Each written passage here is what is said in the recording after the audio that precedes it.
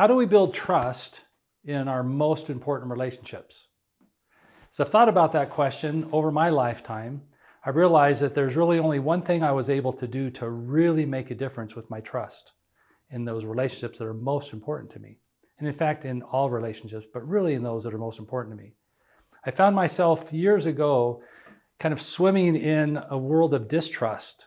And it wasn't that I was doing anything wrong. I think it was just really that I wasn't doing things that were exactly right. And it was having an impact.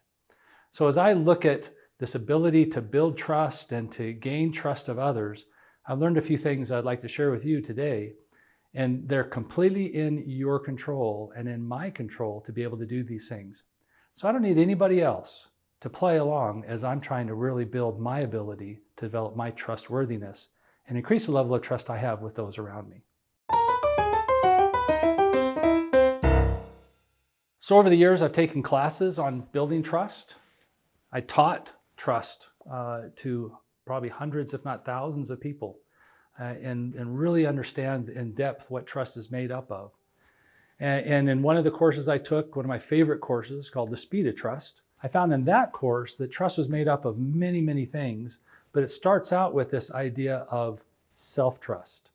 And when I look at self-trust, there was this competency area that was the very foundation to this idea of self-trust. And it was this idea of integrity. And when I talk about integrity, I even go a little bit deeper, this idea of congruence. So there's lots of things that you can do, but the single most important thing I found is that if I can learn to become congruent, and I'll tell you to what here in a minute, but if I can learn to really work on becoming congruent, it will have a direct impact on my ability to be trusted and to trust others. So I want to share with you the process that I went through. It's a pretty easy 3-step process. It's create a mission, create values, and create goals. And if you do those 3 things in order, you'll be well on your way to developing greater levels of trust and confidence with those that you work with, those that you live with, and those that you interact with on a daily basis. So let's get started. We talk about mission. What is mission? You can go out and do some Google searches of creating mission statements. There's actually lots of tools out there that help you create mission statements. But the real key is to be able to sit down and really think about who are you and what are you really about? In other words, there's millions, if not billions of people have been placed on this earth. And as I started to think about, well, why am I here as compared to why are you here or anybody else here? I really needed to connect with what that really meant to me. And until I could do that, I kind of use it. I use the analogy of if you've ever been sailing, that the most important part of a sailboat isn't the rudder. A lot of people think it's the rudder or it's the sails or it's the boom or whatever other parts. And really the most important part of a sailboat is actually an item on the sailboat called the keel. It's what sits below the surface of the water, but without a keel, all a boat would do, a sailboat would do, is be blown back and forth wherever the wind was blowing. So I like to equate my mission as that's my keel. That's what keeps me steady, it keeps me focused, and keeps me very constant in a direction where I'm trying to go. So as I looked at that, I went through some processes and I developed my mission. I'd like to share it with you so that you can understand really why I'm here today, why I built this business, why we're having these conversations. Because it's really important to me that what I do and how I do what I do really is focused on helping me to achieve my personal mission. So here's my personal mission. My mission is to be a transition figure for my family and then utilize my talent strengths to build and strengthen families throughout the world. So that's my mission. Now, what does it mean to be a transition figure? Well, a transition figure is someone who stops the transmission of negative behaviors and traits into the next generation. See, as I grew up, I love my mom, I love my dad, but like all of us, we grow up in homes where there's things that just I wasn't happy with. Things that I sure didn't want to take into my home, into my family. And so I decided to become a transition figure, and that's why it became such a powerful part of my mission statement, is I saw myself in that role, and it's made a huge difference in how I've worked with and raised my children and how I've interacted with others. Then I've taken all of that learning, and learning to be a good husband and a good father and a good human, and now I want to share that to help strengthen humans and families throughout the world. So that's what I'm about. That's the mission that I'm on. And that drives almost everything, and every decision I make is centered around, is that going to help me get closer to my mission, or is it going to take me away from that? So it makes it really, really easy then to start making decisions. Now think about it. When you make a decision and are able to follow through with that decision, what's the outcome of that? Well, from a personal perspective, it builds trust, right? I begin to trust myself. I made a decision to move forward in something and I did it. And so I have higher levels of trust and confidence in myself. And as I develop higher levels of trust and confidence in myself, then that plays out into my relationships with others. They then can begin to have higher levels of trust and confidence with me. So my mission is the foundation of that. And I highly recommend that if you don't have one, that you get one. You go and you find the resources, you find a coach. There's all kinds of ways that you can do that. But connect with a deep mission, and that'll make all the difference in the world of how you can become and develop greater levels of trust as you go and interact in the world. The second point to that then is to then sit down and clarify values. Those are the things that are deepest in your heart and in your mind. Things that will monitor your behavior and help you to manage your behavior as you're moving towards your mission. So it's not just I have this mission and then I have these values that sit out here, right? They're two separate things. I have a mission, and then I've designed these values that are going to help me accomplish my mission. So they're completely linked. They're completely aligned.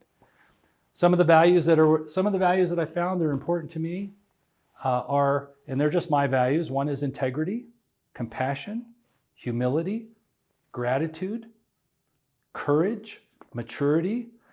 You'll hear me talk a lot about maturity. That's one of my values. It's critical to me and my success to be able to help me to accomplish my mission. So what are your values? Take some time, research, find out those things that are most important to you and write them down. See, this document exists in writing. It's not in my head. Almost every leadership group I work with, this is where I start them at. They've got major distrust issues on this leadership team. I had this leader and he said, I don't understand why we're doing this. He says, we brought you in here to help us with our issues that we have as a leadership team, the trust issues that we have. And he says, I know that.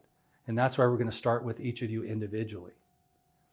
What he wanted was a quick fix. Come in here, give us a magic bullet that we can all trust each other. But really, in the end of the day, there was not a lot of trust that individuals had even among themselves, let alone with the others. And so that's where we needed to start, to get them grounded on self first, and then that will start to have an impact and radiate to all the other relationships that they have. So I've got my mission. I've got my values. So what's next? The third point of this is to establish a direction. Where do I want to go? Where do I see myself in 12 months and 18 months? Done a lot of strategic planning over the last 20 years. And it's interesting that, 20 years ago, I could sit down with the team and do a 5, 10, 15-year strategic plan. Now I won't go any farther than about 18 months because the world is changing so fast. It's really no different for us as humans, right? As an individual, that I could set a goal to do something in 6 months, and in 6 months the whole world shifted and that goal isn't a viable goal anymore. And I'll show you how, I'll talk to you about how we actually overcome that. But the key is to sit down and say, here's where I want to go, and here's how I'm going to get there. So those goals are all stepping stones to help me to eventually achieve my mission, but it's just in the short term, in the next 6 months, what is it I'm going to do? In the next 12 months, what is it I'm going to do? In the next 18 months. And while I'm moving towards those goals, my values are guiding my behavior to ensure that I stay aligned and on track to my mission. So that's the 3-step process that I've found to be very successful. It's helped me. It's made a significant difference for me.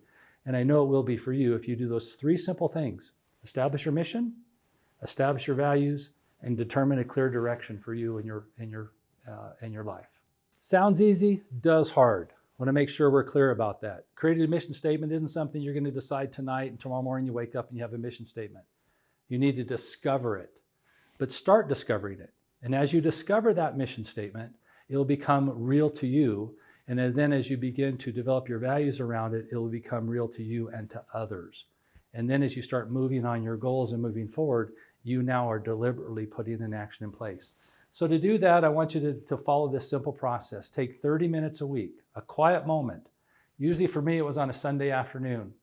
Didn't have to go to work, didn't have a lot of things going on with church or friends or those kinds of things.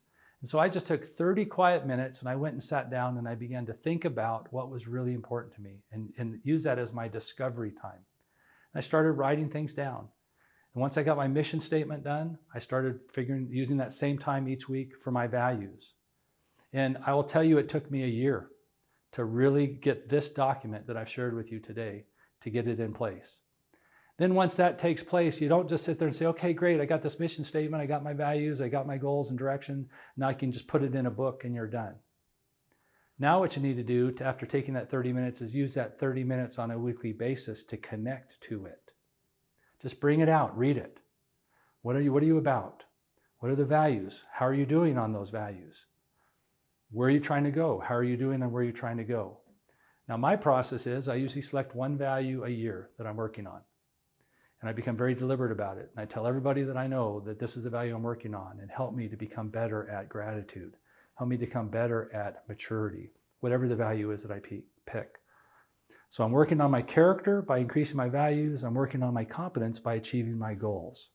And that way, if I work on those two things, those two critical components, that builds the level of trust that I have in myself, and then the trust that you can have in me as you know that I'm working on those kinds of things. So I invite you to get started on your journey by clicking down below and getting a copy of our free personal or professional effectiveness PDFs. And as you do, you can build your capacity of trust in those relationships that are most important to you. And then you can help us on our journey of putting the human back into humanity.